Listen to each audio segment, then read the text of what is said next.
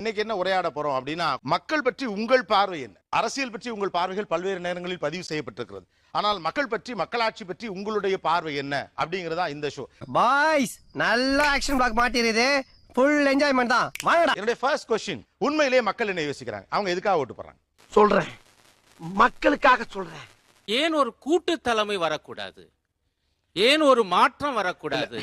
அதான் எல்லாம் வந்திருக்காங்கல்ல, அப்புறம் எதுக்கு எடுத்தாலும் கூறிக்கிட்டு இருக்க. இன்னைக்கு கூட்டான ஒரு ஆட்சி வேண்டும்னு நீங்கள் எதிர்பார்ப்பதற்கு பின்னால் நீங்க கூட்டணி வச்சிருக்கீங்க, ரைட்டா? கரெக்டா கட்டுவிட்டா.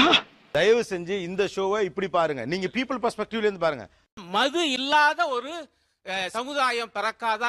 பெண்கள் மத்தியிலே இருக்கிறது. உண்மை. படித்த படிப்புக்கு ஏற்ப வாய்ப்புகள், நான் வேலை என்கிற வார்த்தை வேண்டுமென்றே தவிர்க்கிறேன்.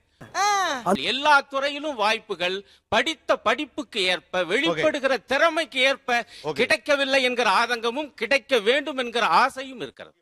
புடிச்ச மாப்பிள்ள பாயிண்ட புதுசா எதிர்பார்க்கிறாங்க. What is new? 2014 மக்களவை தேர்தல்ல நரேந்திர மோடி பிரதமர் ஆனதுக்கு முக்கியமான காரணம் என்னன்னா, he was new.